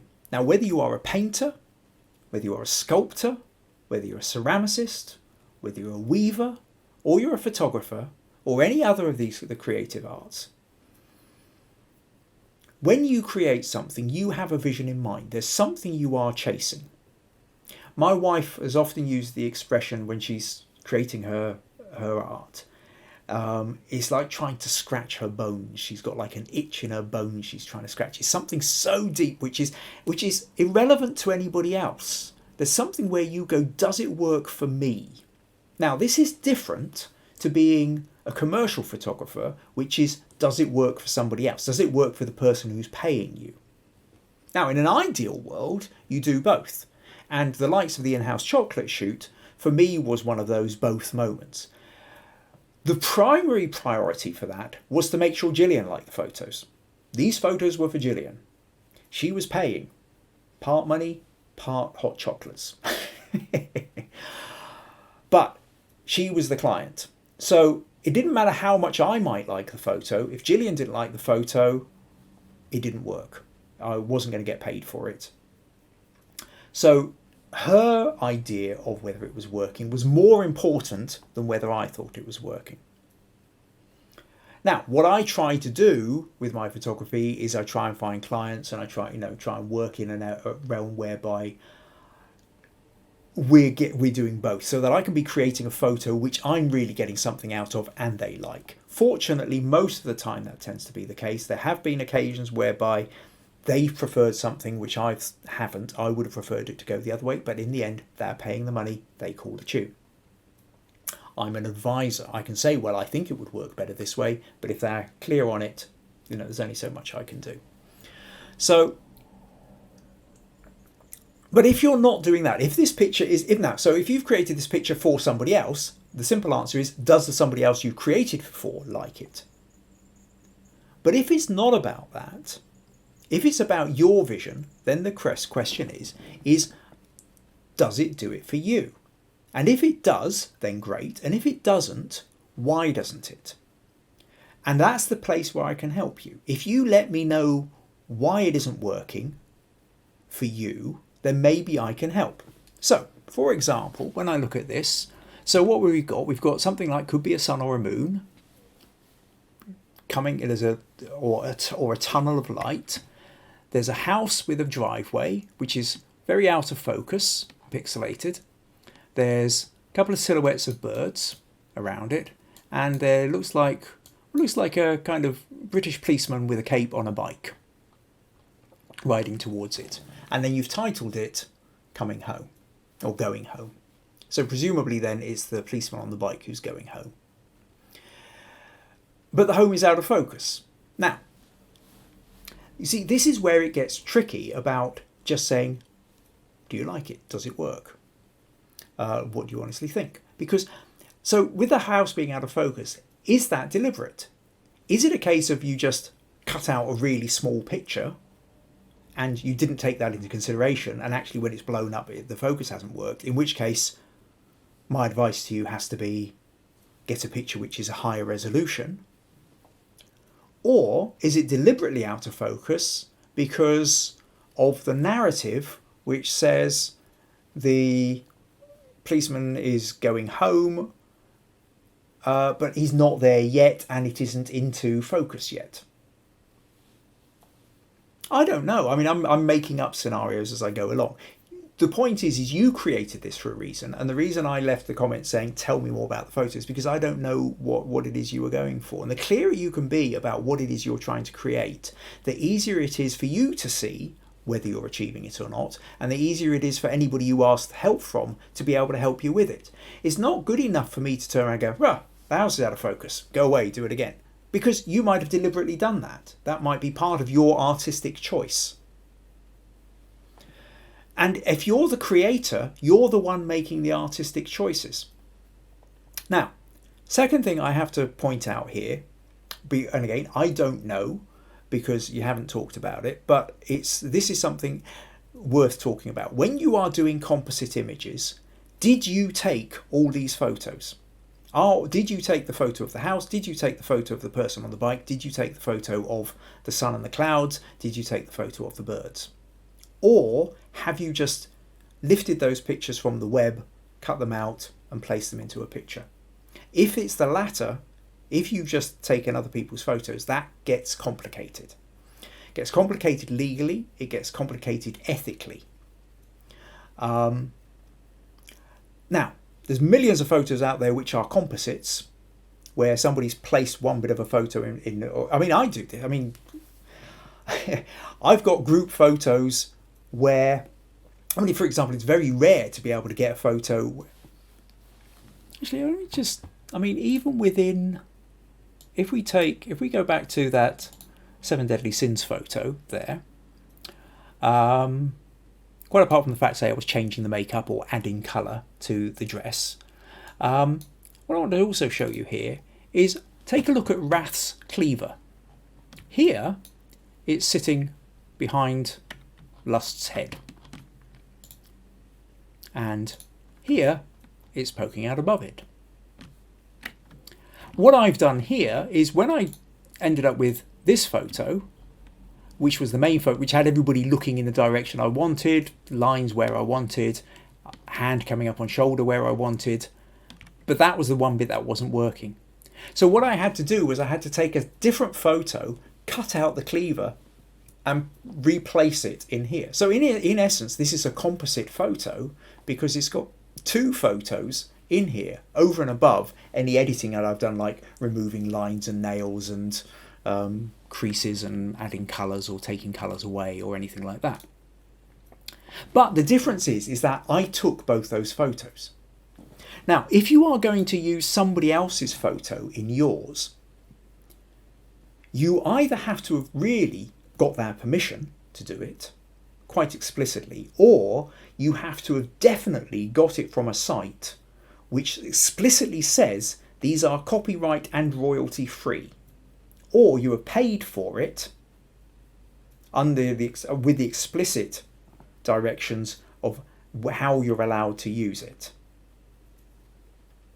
Because otherwise you are into serious copyright murky territory.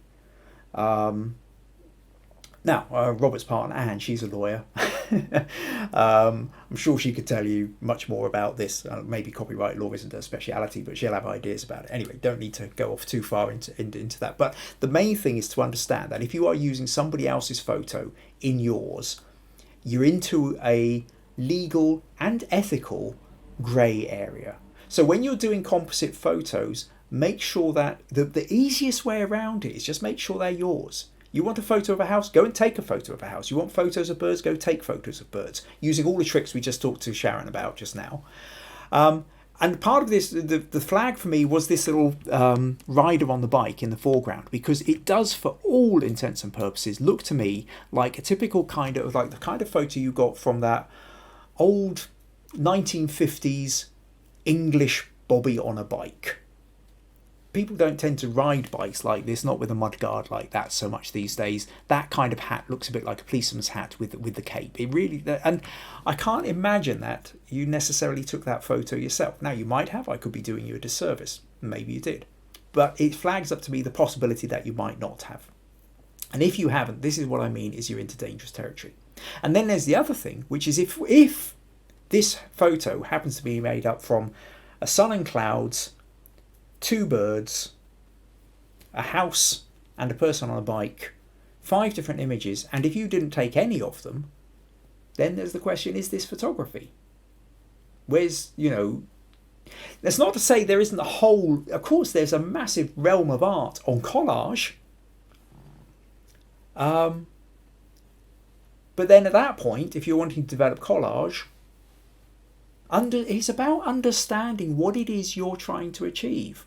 Do you need a photography site to help you, or do you need a collage site to help you?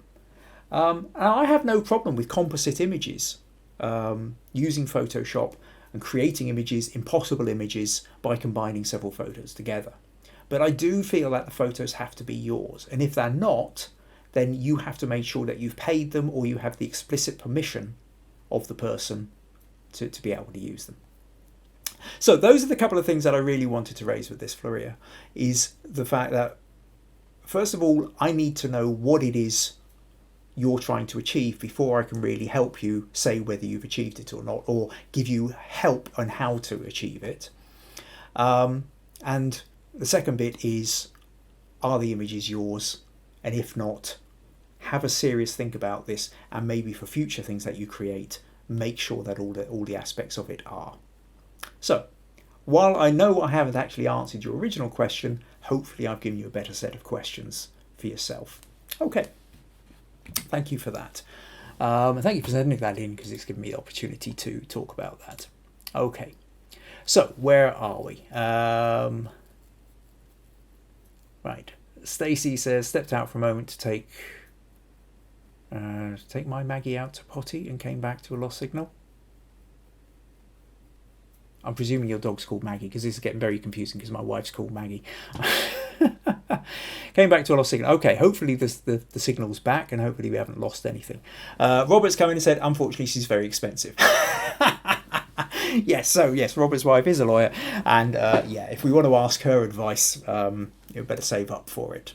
Might just be easier, just make sure the photo's your own. Cool. Okay, that was fun. Okay, now on to the next image. And what I want to talk about now, Lucas. First of all, I want to say thank you to Lucas. Now, Lucas, last week, he sent it when we were doing celebrations. Lucas sent in this picture, which was widely seen by everybody as, hey, that's a really cool picture. Lovely lines, lovely focus, lovely expression, lovely sense of warmth and movement. But where's the colour? Why did you do it in black and white? So I did say, if you've got the colour version, then do send. Anyway, Lucas has been brilliant, and he has sent us the colour. So for those who are wondering what the colour version might look like, this is actually it. And I do have to say, I definitely have a preference for the colour version. But again, that's me. If you actually prefer the black and white version, that's okay. You're allowed to. You're the creator. Okay, cool. That's those things for now. The other thing for Lucas was he put in this picture, which is probably one of the most liked, loved, emojied pictures we've had put into the Understanding Photography with Kim Ayres so far. And there's no doubt about it, it's a very striking face, strikingly edited, and it grabs your attention straight away. Now, what Lucas says is Mr. Now, I don't know how you pronounce this one either. Joao. Joe? In the picture. Anyway, I took it on the break at work. I had 2 LED lights available, ones that are used to do manicure or similar things. Okay, is this like some of those little ring lights? Okay, so anyway, so I had a couple of lights. So quite an amateur setup. Little diversion. Amateur setup. Professionals use amateur setups all the time. You know, it's a setup is a setup. The question is does it work? And hopefully, yeah, sorry, I'm just hearing movement outside. Hoping it's my daughter, not my wife, coming down to tell me that there's no picture on. Okay. yeah, there's what makes it work and what doesn't. Now, I suppose a professional setup is the fact that you've paid more money to make sure you've got the equipment as and when you need it. But no, that is a brilliant thing to be able to go and create a setup using whatever you happen to have to hand. Anyway, it goes on to say, I use my favourite 85mm lens to make sure I could get as detailed a shot as I want. That's it, okay. And then a bit of editing to make it cinematic. And this is the effect. What do you think? Now, there is no doubt I love these kind of photos. And this is the kind of photo which, had I taken, I would have had a little smug moment with. This is the kind of photo that I've even sort of specialised in. We've talked before, I used to do these kind of things in black and white, particularly moody black and white textured photos. They are not particularly complementary. All the side lighting and the edge lighting and what have you shows up all the lines and the wrinkles and the texture and the landscape of the face, which is probably, if he in real life, I would imagine this guy probably looks 5 or 10 years younger than he actually does in this photo. But from a viewer's point of view, it's much more interesting than a smoother, younger looking face. Interesting thought here is, how different would it be if he was looking at the camera? Head, everything in exactly the same situation, position like that, but he turned his eyes towards the camera. How would that be? From your direction, just looking up. Would that make a difference? Always an interesting one. If you can take a photo and keep that head there and say, now just glance at the camera, take another one. Sometimes it is. Sometimes you prefer the one that's looking away. Sometimes you prefer the one that's looking at. Now, the big problem here struck me straight away, and then actually I've noticed a couple of people in the comments have said the same thing. Essentially, is the crop. There's nothing wrong with the face, but it's the crop. It just feels way too tight in on this Lucas, and I think you kind of now. Let me show you something. Now, what I can't do is, because I mean, I think VG had said in the thing, is it cropped? Or how is it cropped? And somebody else said, I think, maybe it should have a little bit more distance to it. So what I'm going to do here is I want to just show you. Now, I can't rebuild a whole shirt here and neck and body because I don't really know what he was wearing. But this should, just to give you an idea. First of all, what I'm going to do is I'm going to use the crop here, and I'm going to make sure I just use the content aware. Now, first thing is because this is a portrait, you've got all this. I mean, I can zoom in here, we can see his eye and we can see a bit of light and stuff like that, but we've then got all this black area to the left here, which isn't really doing anything much. And so I really want to go portrait with that. So I want to pull that into there, but also we want length. So I'm going to pull this down to something like that. And then that way his face, his main eyes and mouth and chin are sitting in the kind of middle third of that. Maybe that's just a little bit too far down. I'll just bring that up a little bit, something like that. Now, what we need here is a little bit more in the way of shoulder and shirt. So I'll just duplicate that layer. If I just take the clone tool for a moment, and I will just, for example, I'll copy that bit of neck so we can just give him a little bit more. Now it's already given us a little bit here. Just copy a little bit more down into here. Maybe, so now it's, like I said, not perfect, doesn't really matter. And then the next thing we want is a bit of texture down here, as though he was wearing a shirt. So what I'm going to do, I'm just going to take, well, you've got blues there, so we'll kind of keep a kind of darkish blue. Stick that on a separate layer, in fact, just to see what happens. And what I'll do is I'll get a textured brush, so that, because if I just paint in, if I just take an ordinary brush and paint in a t-shirt, it's just looks a bit odd. So what I'm going to do is I'm just going to get a little textured brush. Where are we? Something like,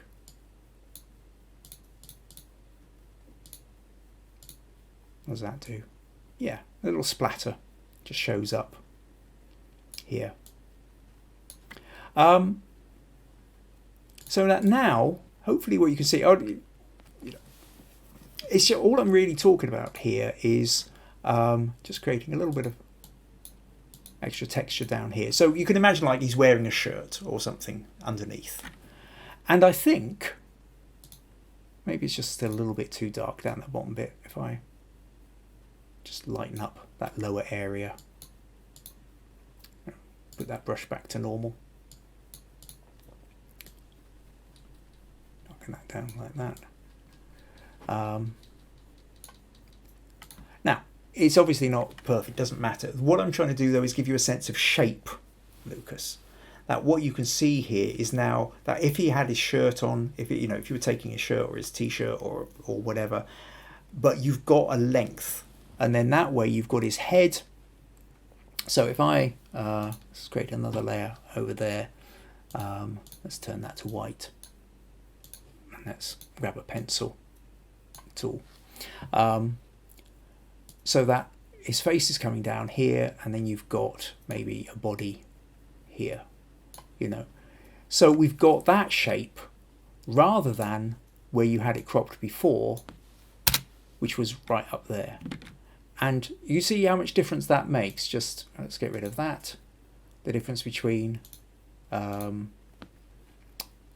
that's just, sorry, you had that sort of sitting square, so the difference between that and that. And I think you can see that in this one you get much more a sense of the person there and sort of leaning into, the space that's in front of him.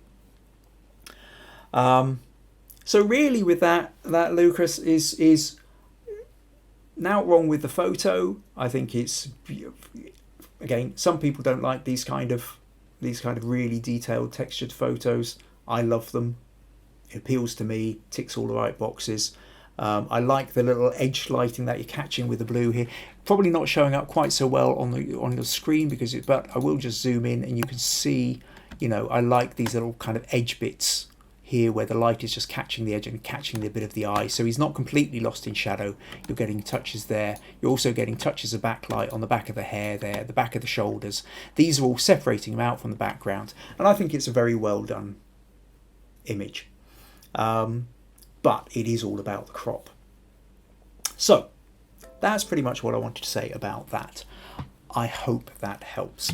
So let's flip back and just close those windows. Any more comments? No more comments just at the moment, or if you have been commenting, it's not showing up yet. Or alternatively, I did cut out and everybody's gone home. No, according to this, I do still have 11 people looking at me. Right, okay. So there we are. That's pretty much it for the pictures tonight. Next week, don't rush off just yet. Next week, I'm going to do, because it's going to be the 22nd of December, so just a couple of days before Christmas, I'm going to do a kind of, well, I'll call it a Christmas photo well, it's not a special. What I'm going to do, I'm going to give some advice. Basically what happens is when Christmas happens, everybody whips out their cameras, takes photos of the kids unwrapping pictures, or their dogs if if they're doing Christmas with their pets, or whatever else. Excuse me. But there's a lot of people kind of then get fed up with the fact that they've got blurry, out of focus, poor quality photos. And so what I'm going to do is I'm going to run through some general tips and tricks on how to get better photos at Christmas or whatever other festival, whether it's Hanukkah or midwinter solstice or pretty much anything where you're kind of going to be indoors, low light, and you're wanting to capture things. This is what we tend to be up against. So I thought, what I'll do is, so I'll give some general tips and tricks about that. That's what next week's going to be about. But at the same time as well, we're still going to have the critique section. So if you want to get your images in, earlier better than later is always preferred. In fact, Robert has already got one in ready for next week. So, if you, it was just a bit too late to get in for this week. So we're going to talk about his car, the car shot that he did for next week's. Again, if you haven't joined it yet, join the Understanding Photography with Kim Ayres Facebook group. Submit your images in there. Tell me what it is, what kind of critique or feedback you're looking for, and then I'll do my best to help out. If you're on YouTube and you just do not do Facebook, then email me the image. If you're always watching these things on a Wednesday afternoon, once I've uploaded the recording of this, email me the images. But again, let me know what it is about. There are one or two people who do that, and then I can do the critique on the image, and you can watch the following day, catch up on it. If you found this useful and you would like to contribute and support these podcasts, then buymeacoffee.com/Kim Ayres is always appreciated. That's pretty much it. Lucas has come in and said thank you for your feedback. Glad you found it useful. Enjoy the rest of your week, and see you next Tuesday. Take care then. Cheerio.